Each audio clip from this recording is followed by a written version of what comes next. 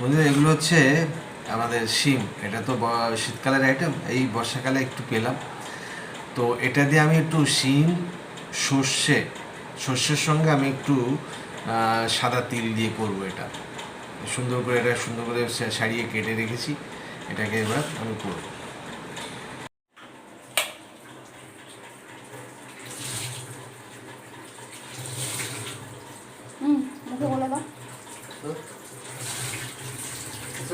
বন্ধুরা এটা আপনার ওই শিম ওটা সাদা সর্ষে আর তিল, এই সাদা সর্ষে তিল একসঙ্গে এর সঙ্গে কাঁচা লঙ্কা দিয়ে বেটে সে তিল শিমটা করব।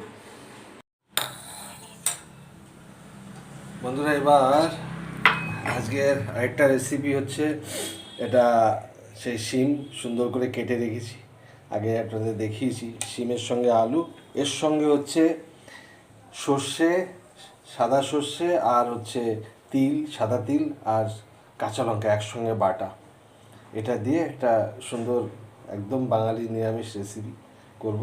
প্রথমে আমি কড়াইতে একটু সর্ষের তেল দিলাম,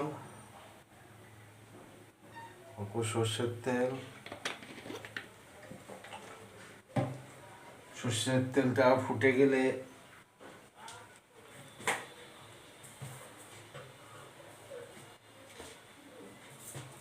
সর্ষের তেলটা মোটামুটি ফুটে এসে এখানে অল্প একটু জিরে দিচ্ছি,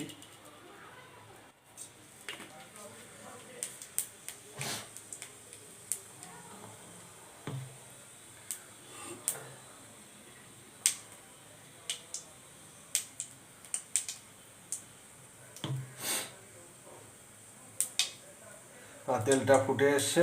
এবার আমি আলুটা একসঙ্গেই দিয়ে দিলাম।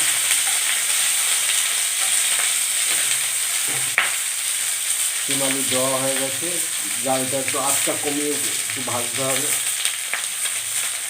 হলুদ দিলাম,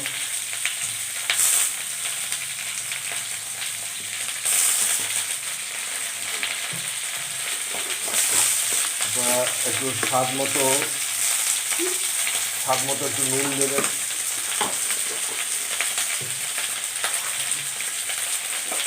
এটা হালকা একটু ভেজে নিতে হবে।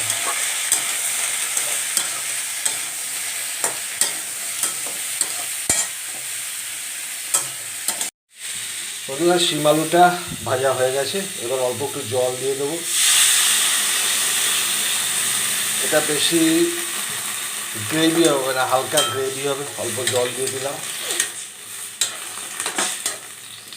হালকা এটা সিদ্ধ হওয়ার জন্য যতটুকু জল লাগে হালকা জল।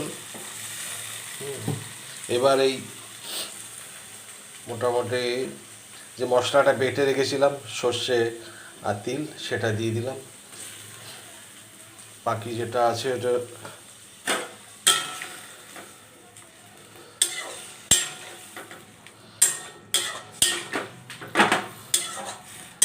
সুন্দর করে ঘুটে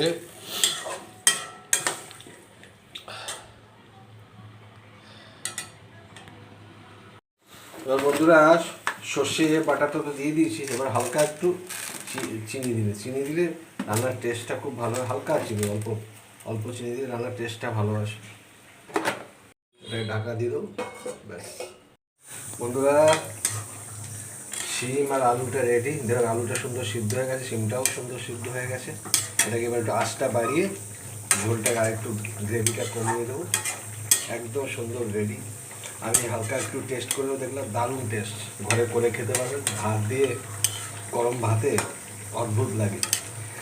আমার রান্নাটা ভালো লাগলে লাইক শেয়ার করবেন, সাবস্ক্রাইব করবেন। ধন্যবাদ।